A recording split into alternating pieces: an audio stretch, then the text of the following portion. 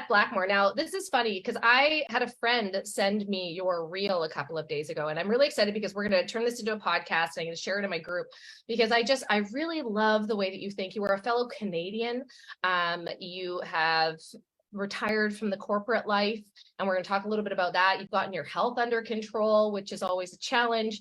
And you know, my friend sent me a video talking about what Canada is trying to do right now to our natural health industry. And to me, you know, health has always been a priority for our family. And we realized a long time ago, I suffered with celiac disease for many, many years and didn't know that I was sick. And every doctor would be like, you're fine, you're fine. I'm like, except for I want to die every day and I don't feel good. Like, I don't understand. Nobody can give me these answers. And so it took me a really long time to figure that out. And it was my husband coming home. He had picked up Rob Wolf's book, The Paleo Solution. And he came home one day and he goes, we're going paleo. And I'm like, what the hell is that? And he's like, I do all the cooking. You've been sick for a long time. We're taking our health into our own hands and we're going paleo. And I'm like, I don't know what you're saying. Yeah. And so he started cooking paleo and he started, you know, we started eating this certain way and I started feeling better. And I was like, this is really interesting. And so we went in, you know, we did paleo for a little while, then we went into keto, and then we found the healthy balance for both of us because women need a little bit more carbs. But we took that very seriously because we know what it's like to live sick. We know what it's like to feel terrible all the time. And it was something that I knew was so important for our longevity, like our lifestyle and our longevity. So I'm really excited to have this conversation with you, Beth. And I'm welcoming you to the Beyond Balance podcast that we are streaming live here on Facebook today, because I didn't want to hide you from anybody, because I think this conversation is really, really, really important. So I want to have it out loud. But can you please tell these fine folks a little bit about yourself and the journey that you've been on? We're just going to have a conversation. Awesome. I'm so looking forward to this. Thanks so much, Christina, for connecting with me. And it's a pleasure to be here with another fellow Canadian. So yeah, I'm Beth Blackmore. I was a public servant I've been in the corporate world in HR for 20 years. I left my government job a year ago and I retired due to the mandates. And so prior to that, and prior to COVID and this you know, whole debacle that we now find ourselves in, about 4 years ago, I was having serious health concerns as well. And, you know, I was very concerned about physical symptoms that I was having, you know, that I had been ignoring for years, really. And they just kind of ramped up, you know, and they were, you know, flashing their lights at me. And I was still ignoring them, thinking, okay, I'm a busy mom, you know, I've got my career, you know, and, you know, just in the hub, like the whole rat race, you know, and thinking that a lot of these symptoms that I was having was normal. And I mean, some of those symptoms were, you know, anxiety, exhaustion.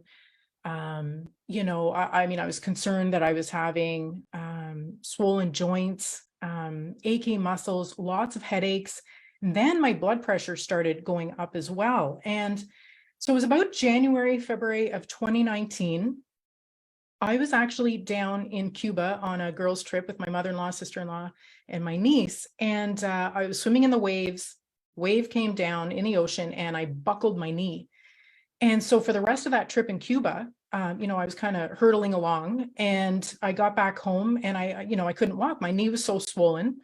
Of course, at this point, I was actually close to 200 pounds. I didn't know it at the time. I went to my doctor just before that trip. We didn't have a conversation about my weight, but I know that she marked down my weight. But that was, I mean, it was the breaking point as well. I feel like I hit a low, you know, hobbling around with my knee. I started to go to physio, but all these other symptoms I was super concerned about. So it wasn't really the weight. I didn't own a scale. I didn't know how much I weighed. I just knew that it was steadily, you know, increasing over time. But all these other symptoms I was super concerned about. And I actually kept researching what are these symptoms? Like, you know, is it cancer? Am I dying? Like, I didn't know, you know, and I really those things, right? Yeah. You want to get to the bottom of it. But it's funny because I didn't have a conversation with my medical doctor. I didn't even talk to my naturopath, who I had always had a great relationship with as well. I just wanted to do the digging for myself. And so I came across, you know, these amazing videos, some great content that was really pointing me to having insulin resistance. And I didn't know what that was. I had no idea, you know, that these health symptoms and my physical symptoms were related to what I was consuming and my diet. And so as soon as I started, you know, really digging in and understanding that what I was putting in my body could have these detrimental effects, is when I thought, okay, yeah, this is starting to click. This is starting to make sense. And so, the more that I dug into it, the more that I realized I had the power to change, and it was all through my diet. So it was March of 2019, middle of March 2019. I threw out all the bullshit foods, like a lot of the, so I threw out, I call it the trifecta of ultra processed foods. So, the refined carbs and grains, the sugars that are laden in many things. So not just, candy and stuff, but the sugars in our sauces and our dressings, that kind of thing. Same with seed oils that are in all the processed foods. So I really ditched those, and I really took on this whole foods holistic approach. So a lot of healthy fats, a lot of great proteins, tons of raw vegetables. And I started seeing, a difference right away. And yes, I mean, it was difficult at first because I think I did suffer from like sugar withdrawal, because I believe I was a sugar addict. Yes, super, super hard. But I didn't feel that I was sacrificing my appetite. I wasn't starving myself. I was making sure. So I meal planned. I made sure that the groceries that I was buying, would last for the week, preparing my lunches to go to work, and really having my 3 solid meals a day. I wasn't snacking in between. And so I really felt that I was satiating my appetite with these whole foods. And I thought, wow, this is making a difference. And so within a couple of weeks, while I didn't have a scale, I knew that I was dropping weight because my clothes were fitting better. But I also noticed that I wasn't retaining water. I wasn't swollen like I was. And I was starting to feel clear and clean, like I didn't have this bloated feeling. I wasn't feeling like shit. And so that really propelled me. That really gave me the motivation to keep going. So then when I did go see my doctor in June for a follow-up, I wanted her to weigh me so we could, compare the weight, because I didn't know how much I weighed, but I knew I had lost some weight. And so sure enough, from March to June, so when I first started my health journey, March to June, I had lost 25 pounds. Wow. And she was actually concerned. She was concerned because she's like, okay, but you're doing this deliberately. And I said, yes, I'm eating whole foods and I've ditched the bullshit. I'm eating healthy.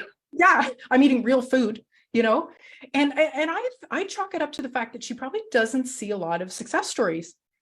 I'm sure. And was concerned, yes, maybe, I'm dropping, quite a bit of weight in a small time, although I don't think it was excessive. That's not excessive. Like it's like 5 pounds a month, kind of. Exactly. And anyway, so I kept going on that journey, and I've lost a total of 60 pounds and I've kept it off. So that took about 1.5 years to lose the 60 pounds. And, just, going into the COVID thing, I really attribute my health journey to being able to wake up to the whole COVID thing. And yeah, I agree with you 100%. Yeah. Getting rid of the toxins and the poisons in our body. There's this whole mind-gut connection. And I truly believe that we become more functioning when we don't have these poisons and toxins in our body. Disruptors, right? Like we go through life in a fog a lot of the time. And like it doesn't take much to do a little experiment with your kids. What are your kids like before and after sugar? Yes. Right? I have a completely different child after she has some sort of sugar, and to the point that like we absolutely limit the stuff that she has and say, you know what, you have to make good choices. And we teach her really, really young, because we weren't taught this stuff. We didn't know what was good, bad, and school doesn't teach you those things. And there was like memes going on earlier this year because they were starting to say that eggs were bad for you, and like now Lucky Charms are better for you than eggs, right? Like who are we trusting for our health knowledge here? Exactly. Right? And like, how do you feel? I remember when I first started getting sick, I was nauseous all the time. I was bloated. I had all of these symptoms that I don't want to talk about. And they're like, oh, just take a Xantax. I'm like, just take a Xantax every day. Like that doesn't seem like a solution to me. And like, it's terrible for your gut health. It's not getting to the root cause. No. And, I suffered from migraines for years too. And I would always pop Advil at first signs of migraines. I started getting them in high school, and it's just normalized, all of the, like, just taking Advil is normalized. Taking Tylenol is normalized for every little thing. It's terrible for you. And let alone, if the Advil is not working, okay, well, here's a prescription drug. And so that's what my doctor would offer me. It was never a conversation about my diet. Yes, we would talk about stress and, maybe, seek some counseling or support that way, if you've got stress in your life and that's contributing to it. But there's never a discussion about what we are consuming. We are what we eat. This is so important. And I recognize now how much this contributes to our healthy bodies, our healthy lives. Absolutely. And so one of the things, and I know both you and I are huge advocate of natural health supplements, because we can't get all the vitamins that we need from our food. And the other piece of it is that we have totally overfarmed our soils. And so we don't have the natural minerals and stuff that used to be in our soil. So there are things that we actually will not get from our food, even if we're eating the correct food or the right amount of food, right?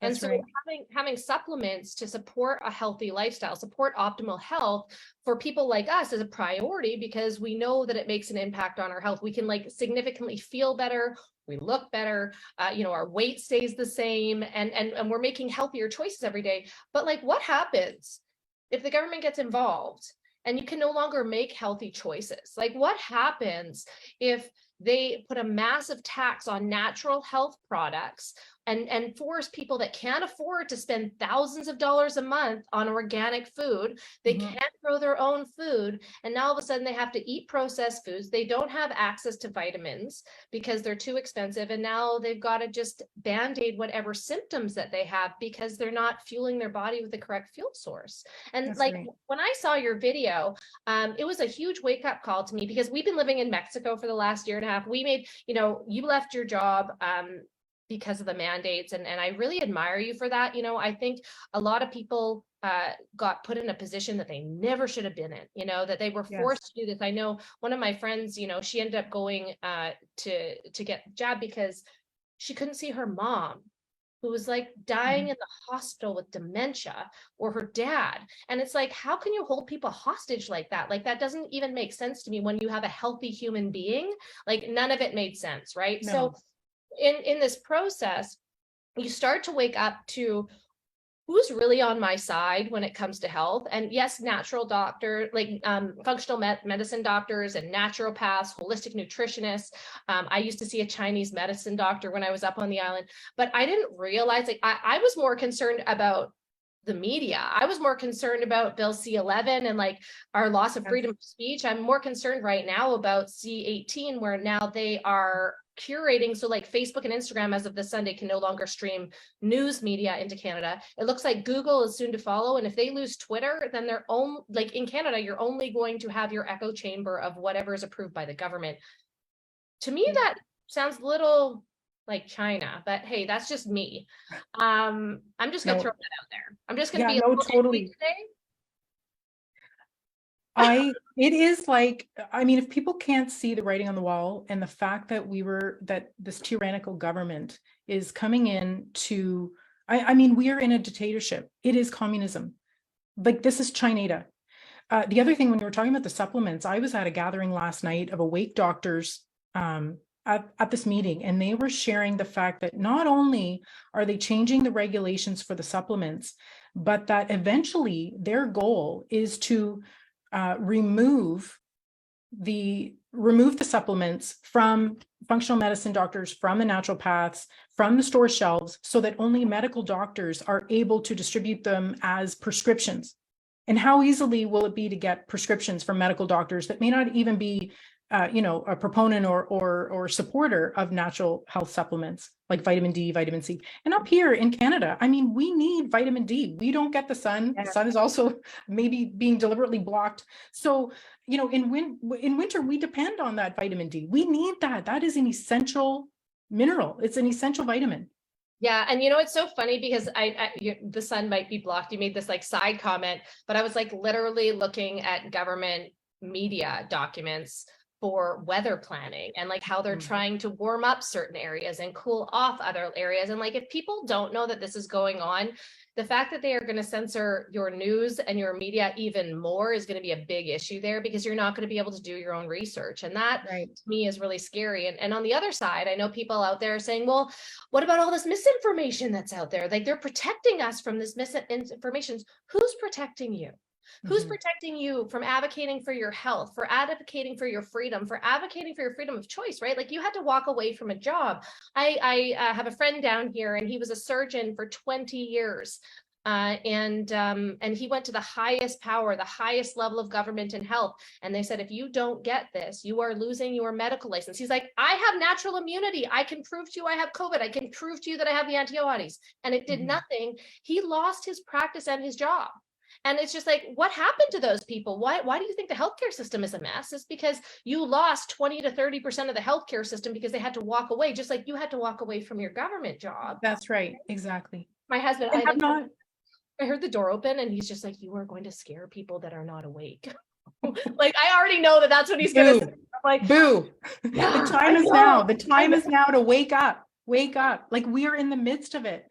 And, I know that there's a lot of people on the fence or thinking, there's red flags everywhere. And it's just too much for them to fathom that this is reality. This is what's going on. But I find that the more this clown world shows its true colors, the more people are going to be forced to wake up and speak up and talk about it.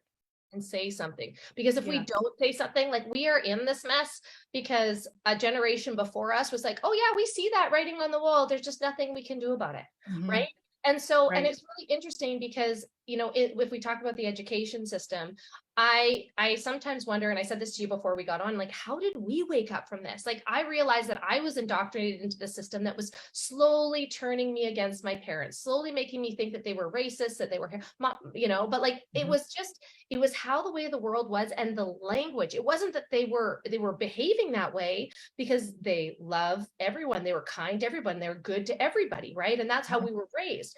But it was just like all these little idiosyncrasies that were planted in our brains to kind of like be like, oh, you're like this. And now 20, 30 years later, I'm like, wait a second, you guys were onto something and we were made to think this. And that's exactly what is going on in the school systems today, is that they are trying to divide. And like, whether you get, whatever that piece is, I just don't believe that they are giving age appropriate information and that they're not plugging propaganda into our kids and making them little political pawns, right? I just don't believe like that the school system is what it should be. We're not teaching our kids the things that they should know, like math and reading and entrepreneurship.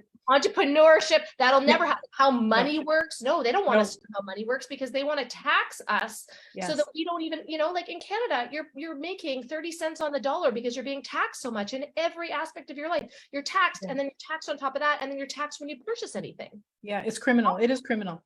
It is absolutely. And so in this evolution, you were working for the government before. And so you had to walk away from that. Did you see, like, before COVID, did you start to see like the inner workings of how this is unfolding? You know what? I didn't. I really didn't. Really? No. And so, and I didn't really realize, at first when I woke up with COVID, and it was July of 2020, and, I just saw censorship before my eyes with a YouTube video that was live streaming of the American frontline doctors on the steps of the Capitol in Washington, D.C. A couple hours later, videos pulled due to violating community guidelines. I couldn't show my mother, who's also awake. And, that is when light bulbs went off for me. So I had been questioning COVID. I had a lot of questions. I think I've always been a critical thinker and asking why, wanting to get to the root cause of my medical ailments. But I attribute, my whole health journey and getting clear to being able to wake up to COVID. So when I woke up to COVID, I worked for another year and a half in government, constant propaganda, in terms of the vaccine, get the vaccine, it's safe and effective. We had this COVID task force that was led by, a CFO that's telling us the vaccine is safe and effective, go get your booster, and I just felt there was this constant propaganda. So once I woke up, I could see it so clearly. And then I'm like, okay, it's not just big pharma here that's making money. It's actually controlled by the government. And so while I didn't see anything untoward or corrupt at all, in my career there, I started to see during COVID the propaganda, because I'm thinking, how would they know that this new experimental shot is safe and effective? Long term. Yeah, I just wanted to know, how could you actually state that? What for me was a massive concern is when they started recommending it to pregnant and breastfeeding women. And they never tested. You can't even recommend it. You can't even recommend vitamin D to a pregnant or breastfeeding woman. Like, you're not allowed legally to do that. And now they're recommending a shot that has been approved because of an emergency act that hasn't even had long-term testing. No. I'm just like, Makes no this sense. is absurd. And the propaganda that was made and how people were made to feel when they didn't go along with that at the time and they didn't have enough information, like, it's just like, how how can you treat people that you love a certain way out of fear? Because that's Mhm. really what it was. It was fear mongering. And I will be the person to tell you that when COVID first came about, I was the person that left my groceries on the Me outdoor too. patio for a while. I'm like, what Me are we too. actually dealing with here? Me Okay. too. Like, I was definitely that person that was Yeah. overly cautious and like, we're not visiting Yes. anybody, we're not seeing Yes. anybody. But as I started like researching numbers outside of what the media was saying, and another really sneaky thing too is that one of my tenants, he worked for Vancouver Island Health. And he happened to be a data analysis person. So he would collect all the data and he Right. would be the one running the COVID numbers. And so I never asked him a question that would get him into trouble, but he's just like, Christina, it's so crazy that they're reporting on all of this because none of this data means anything. Like nothing, this means nothing. We have to analyze the data. And like probably in 5 or 10 years, we'll be able to go back and see what were the negative death after 5 years, after 10 years, people that were vaccinated. He's like, none of that, like none of the stuff that they're putting on the TV right now is relevant because it's not real facts, it's not real numbers. And so that kind of always stood in the back of my head. And so I started researching and listening to other people and other doctors, and I was just like, this really doesn't make sense. And then they removed ivermectin from Canada. They said that it is illegal to give that to people, even if it was helping people. And like to this day, people like the horse medication. I know. And it's been around forever. Been around forever. It saved people from river, like millions, I think, not thousands, but millions of people from river blindness and won the Nobel Peace Prize. And so just because it wasn't used in that capacity doesn't mean that it won't treat something else. And when we realized that that was something that would actually be helpful, we're like, oh, we'll just go to Mexico where we can get ivermectin.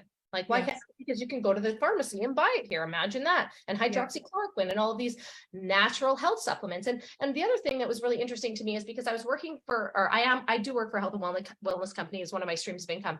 And we've been waiting 3 years to have 20 products come through Health Canada. 3 years. And I just talked to somebody else that works with another. I know you work with a health and wellness company. This is third health and wellness company. They're like, they just blocked 30 of our products coming into Canada. We can't get them into Canada right now. And they told us at the time that it was like, well, we're prioritizing bringing the vaccine in. And we're just like, wow, what? Like, that doesn't even make sense. Like, that doesn't even, what you're saying doesn't even make sense. Well, especially if you've been waiting for 3 years for it. I mean, how long, how long have they been waiting to bring the vaccine? Yeah. And same with us, actually, with my natural health company too. There's certain things that we cannot get in Canada. Like I think there's like an essential oil bug spray that we cannot get in Canada. But you can get DEET, right? Like DEET. Oh yeah, that's right. Yes. Oh yeah. Bring on the DEET. It doesn't make sense, right? And so like as you start to unravel these pieces that don't make sense, and I also understand that this video is going to trigger people that really don't want to lift the veil. I understand that. I know that people get really ruffled, get their feathers ruffled and really get upset about it. But you can't go have a conversation with somebody who's been watching the media and is like, been going down this path of like safe and effective. This is what we're doing. You can't go have a conversation with them when you have 2 to 3 years of education that you've been deep diving into and studying and researching for the last 2 and 3 years. And say, and find common ground, because they're like, that's misinformation. That's misinformation. And it's like, well, no, but you've been going along this way, safe and effective. This is great. My life is great. We're back to normal. And it's like, but for how long? How long are you back to normal for? Because we both know that the CBDC is coming down the pipeline. For those of you that don't know, the central bank digital currency is coming down the pipeline. Okay. We know that digital ID is already in place. We know that these things are already in movement and it's happening so much faster. And so having conversations like this, I think, are so important, because even if you start to see things that don't make sense, like I just saw, they changed the name of Sir John A. Macdonald Parkway or something. They just changed, right? I saw that. Right. And so they changed that. And so what I also want you to know is my hometown, Powell River it's not on Vancouver Island. It's on the top of the Sunshine Coast.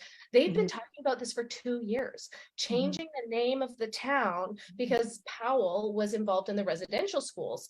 And it's just like, okay, so we understand that was a terrible situation. That was not me. That was not you, right? But that was a terrible situation.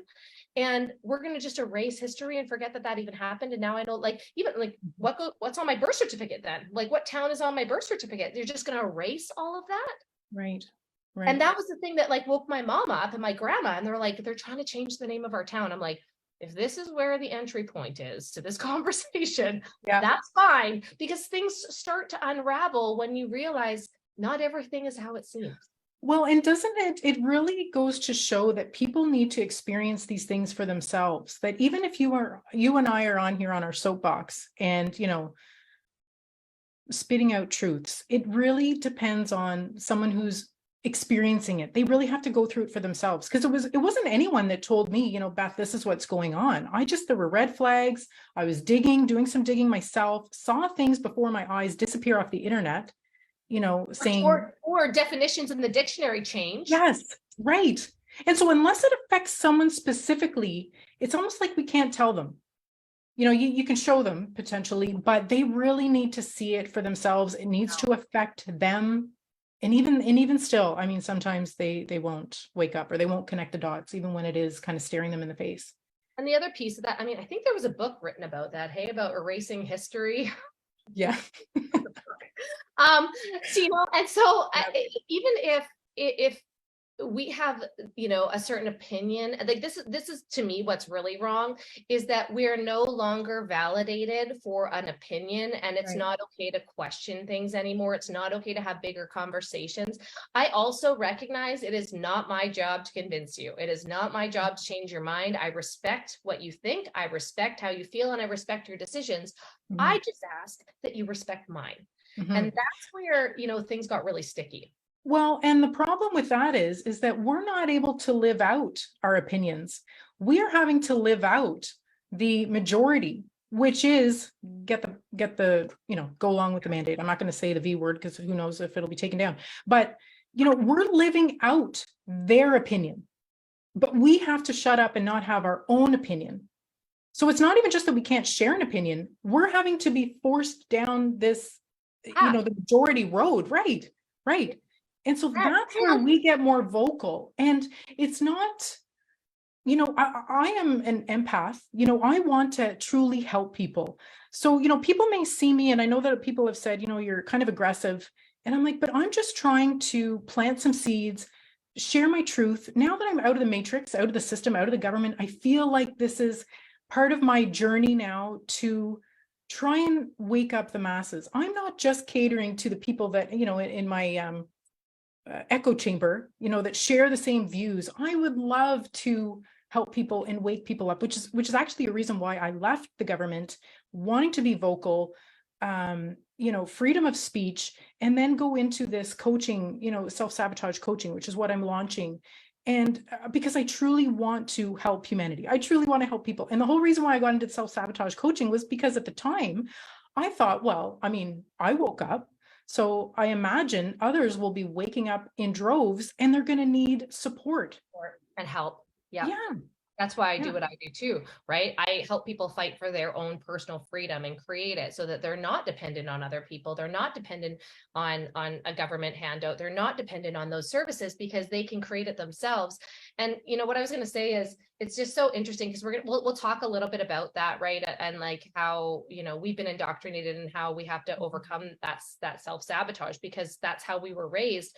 Right. But it was really interesting the other day, and I didn't do this to really piss people off, but I did it to prove a point.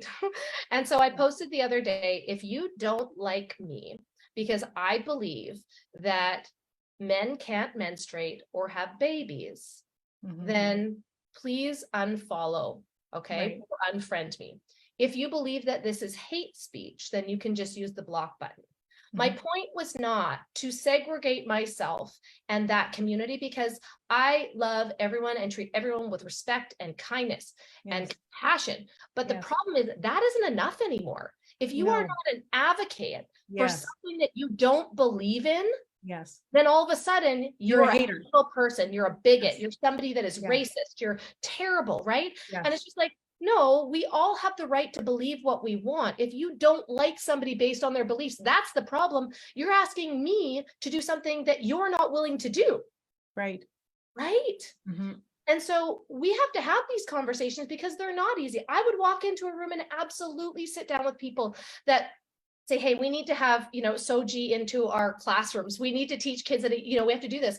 And my experience is our kids don't care about their friend's sexual preference. No.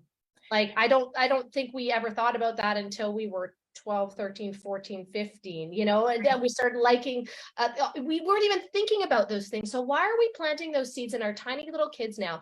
And one of the things that was a red flag to me was, I know in Ontario, and they're doing it in BC as well, is that coming the new school year, that they'll use the pronouns they, them for all the kids. Mm-hmm. And it's just like, my daughter is clearly a she, like she dresses in princess dresses. She wears a crown. She's such a little girl. Yeah. Why would you confuse her and say, nah, maybe not? Like, I just think they're trying to destroy the family unit. I think they are trying to depopulate and have less, less reproduction. Yeah. And hurt our reproduction big time, right? Yeah. And with all processed foods, possibly jabs, possibly all these things, right? And so we need to start looking at the bigger picture and who's actually advocating for us. And once you realize that nobody is advocating for you except for yourself, and you start to take full and absolute responsibility for your life and where you're at and your health and your mental health, then you start to see the world in a different way. Right? Totally. Yeah. And with regards to, like, I like getting to the root cause of things. So, the fact that we're seeing a lot of awareness, but also, is it indoctrination with regards to the trans community? I mean, why? I question, why is that? Why is that becoming more mainstream? Is it the fact, and I go back to, what about all the chemicals that are in foods? Are they endocrine disruptors that are, manipulating our hormones? So yes, there is some indoctrination happening in the schools, in media, in government, but maybe there is, this real reality that people are confused with their gender. But why is that? Is it a deliberate attempt to, break down the family unit, destroy the family, weaken men, not have reproduction? So maybe not, like, maybe depopulation is a little bit too extreme for some people, thinking, oh, they're going to, but what about, lack of reproduction? So male women no longer being able to childbear, right? Male testosterone is down 40%. Right.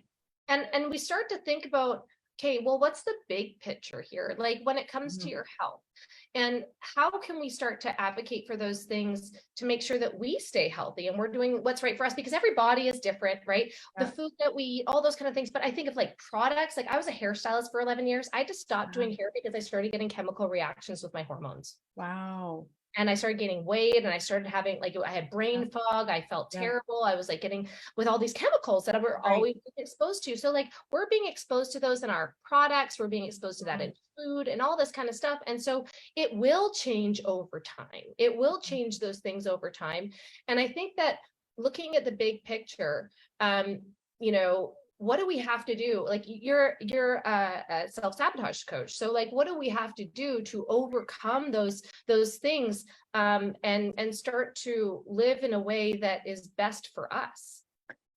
I think the first thing is really awareness. And so with my clients, I make sure that I'm educating them on how powerful our subconscious mind is. And so, we are recording all this information in our environment, whether we're aware of it or not. 95% of our behaviors is actually controlled by the subconscious mind. So we're not even aware of it, right? All these subliminal messages, all these things in our periphery, we're not conscious of all of this information. And so if you think of all the impact from movies, entertainment, government, propaganda, the news, we have been inundated with all of this messaging, whether it's negative or positive or not. And so it's really about educating the clients first or educating the public about how our brain works and how we can empower ourselves. So while we have these negative programs running through our mind, that we can use the same tricks that are used against us for the betterment of our life, for our health. And so that's really where I start in terms of educating them, because it's not taught. Again, this is something that is not taught in schools, the psychology of the mind with our subconscious and how powerful it is. Because, the rulers do not want us to know this. because how empowered would we be as sovereign beings? Exactly. And then, yeah, we've hit on health so many times. It really is, health is the foundation for life success. I think that is really imperative to establish healthy habits, whether that's, consuming whole foods, getting rid of the toxins and the poisons as much as possible. We can't control everything, but I feel that we can become these empowered beings when we can control the food that we're bringing into our home. Buying local, buying organic, obviously are the best options, growing our own. But even if you can't do that, like even if that seems, too extreme, start with whole foods at least, and ditch the ultra processed foods, the sugars that are hidden in many of our packaged foods. Again, we talk about, in the supermarkets and the grocery stores, being on the outskirts, the perimeter of those stores, and sticking to those whole foods. Also, so ditching the sugars, I know it's a hot topic, but alcohol, caffeine, those, it's just, are they really things that we need in our lives to be productive? My whole philosophy now that I don't drink very much at all anymore. And I'm on a sober year. So I started May 6th. So I'm not drinking at all. I gave up coffee a year ago because I do not want to be dependent. I want to be off the dependence. Right.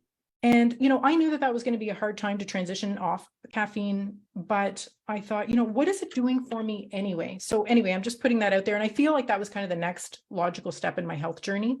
And I love the fact that I'm not addicted to caffeine, and I can just kind of step out the door and start my day. And it doesn't matter, if I have caffeine or not. Yeah, I definitely reduced my caffeine intake, and I really enjoy my 1 cup of coffee a day. Like I know. Ritual. And I think that if you do things in moderation, and same thing, we live in Mexico. It's very easy to go and have a margarita every day. It's very easy to go out. We're like, we can't live like this. So like we limit when we do that to a couple of days. We have 1 or 2 versus 6. Exactly. Right? And it's all about baby steps. It's not about perfection. Right. It is about progression. And so that is what has worked for me. Wow. Also, in terms of establishing healthy habits, so journaling, gratitude journaling. I was new to journaling up until about a year and a half ago, and I got this 5-minute journal that I love. So every morning I start with my gratitude journaling. It takes 5 minutes. They have the prompts, because it's not like, a blank piece of paper and you're writing down, you're like, oh, what do I do now? So it was a really easy, gradual entry into journaling, which I love. Also my nature walks, I love getting out in nature. I live in suburbia, in the middle of Ottawa, and love getting out with my dog to nature walks. So these are all just establishing these healthy habits that are so important, because there are things that we can't control in our life, in terms of our health. So the things that we can control, I think we should take full advantage. I agree with you 100%. The other thing is ditching, what's in our environment that is negative, and replacing that with positive programming. So for me, when I think back to how and why I was successful with my health journey and losing the weight, it really was about repetitive content. So I really went down this rabbit hole of what do I need to do to get healthy, to feel better. It wasn't necessarily about losing weight. That was a byproduct, which was great. But it was, what do I need to do? It was, I need to consume, more vegetables, more whole foods. And I kept in tune with these YouTube videos, with these podcasts. And when I think back, after taking the self-sabotage coach and now becoming a coach myself, I realized that all that repetitive content was so beneficial for my health journey that I really needed to inundate myself with it, because no one else was going to. You don't see that on commercials, on TV, in advertisements, in movies. It's all about, we all know the big brand name stores, the big food, fast food joints. That's what we're subjected to, whether we're conscious of it or not. Yep. And there's huge money behind it, right? The huge marketing campaigns behind all those conglomerates. We are subjected to it on the daily. So again, it's about repetitive content and messaging in terms of where you want to be successful in life. And so right now, becoming a new entrepreneur, this is all new to me. These are all new skills that I am wanting to hone in on. And it's about, investing in myself with coaches, investing in podcasts and listening to business gurus, listening to people like yourself who are so successful in entrepreneurship, It really is inundating ourselves with this positive content messaging. And then the other thing I will say is tapping into our theta brainwaves, and when we are most relaxed, to get into our subconscious mind with hypnotherapy and hypnosis. And I typically do that in the morning before I journal. At night, I have found that it actually hasn't worked too well for me because I feel like I can go to sleep really quickly, and sometimes that jars me awake when I'm listening to it. So that's what works for me. But either, in the morning when you first wake up, when you're kind of in this groggy, relaxed state, to do some, 20-minute hypnotherapy. You can customize it based on, what's going on in your life, what you want to achieve, how you want to be successful, or you can do it at night right before bed. So those are some really great tips for people to, take their lives into their own hands, empower themselves, become healthy, become successful. Those are some great tips that have worked for me. I love that so much because we started off talking about physical health and food, and that everything that you eat either fuels your health or your sickness, but everything that you put in your mind does the same thing, right? Yes. And I had turned off the news for so long, and then there were so many things that were in motion that I started listening to 15 minutes on 1.5 first thing in the morning. And I realized that habit was starting my day with stress, even though I was just trying to educate myself. So I actually cut it out and instead threw in a new podcast and put in inspirational stuff and business and entrepreneurship and marketing. Yep. And then I woke up and in a different light. And I also, first thing in the morning, I'll put my headphones in and do a meditation just to bring my energy up. And so both of us, it's a conscious choice that we make to fuel our body with good food, to get enough rest, to drink enough water, to put our health first so that we can be there for others that are going to go through that journey too, as they awaken and realize they can take responsibility for their lives and create a life of freedom and a life where they feel great all the time too, and not have to buy into what they know underlying is not great for them. Exactly. Right? It's truly empowering the control that we have over our lives that people kind of relinquish to others or powers that be, or authoritative figures or whatever. And I will say, 5 years ago, did I ever think I would be in this boat where, I'm down 60 pounds, I'm feeling the best I've ever felt in my life. I feel clear-headed. I feel confident enough to, speak truth, leave my government job, and, really do something purposeful and that I have a passion for. Yes. Yeah. So COVID has been a blessing for me. I've said that, a number of times, that my awakening through COVID has been a huge, huge blessing. You know what? And that's the funny thing about life, some of the hardest things that you have to go through are the biggest blessings on the other side. And when you start to think about, what evolved and how you made it through, you became a new person during these last couple of years. I became a new person during these last years, and it's allowed us to step into who we're meant to be and how we're meant to help people. That's right. Yeah. We've reinvented ourselves. I use that a lot. Yeah, absolutely. Yeah. And I absolutely have gratitude for that. And I think about that all the time. Sometimes I say that my flex right now is that I cry once a day because I'm so grateful. That's amazing. And I think that there's an opportunity for everyone. And now over the next 5 years, I really believe that AI is going to take over a lot of jobs. And the reason that I want to point that out is because what you just said, that purpose and passion for what you do, for who you are, that uniqueness that you are, the life experiences that you've had, the difficulties that you've gotten over, all of those things happened for a reason and led you down this path. And you're going to have an opportunity to step into that purpose and step into that power. And if you do that moving forward, you will move mountains in this new world, right? You will absolutely move mountains. You just have to have the courage to do it. I love it. Yeah. I feel like, okay, what's the next challenge? I honestly feel that. What am I going to take on next? I don't think it'll be that long until you have one. No.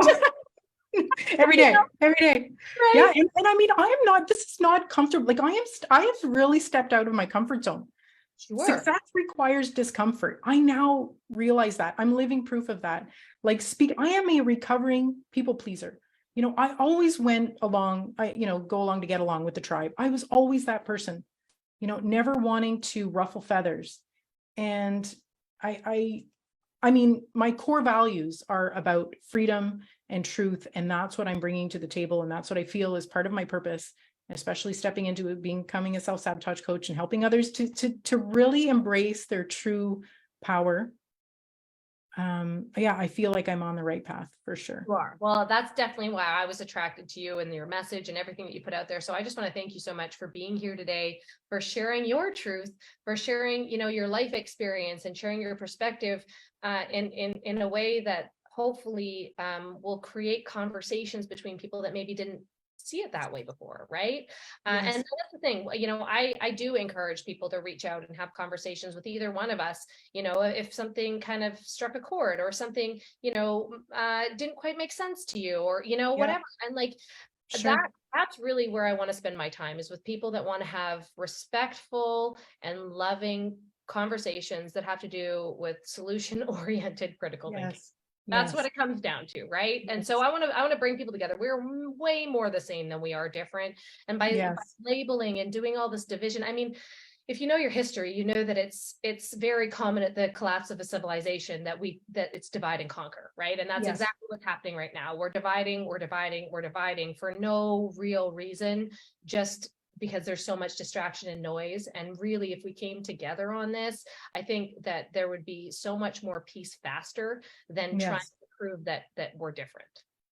Yeah, and I believe that it's a deliberate attempt to divide us because it's easier to control us. So, I agree. I love what you said. We are definitely, more alike and similar than they like to portray us. And coming together is really, really the goal. Yeah. Yeah. For sure. Well, Beth, thank you so much for being here today. I appreciate you. I'll continue to cheer you on. If you guys are not following her on Instagram or following her on Facebook, go find her because she's amazing, Beth Blackmore. And I look forward to other conversations like this. So thank you guys so much for tuning in. We will see you again next week. Bye for now. Thank you.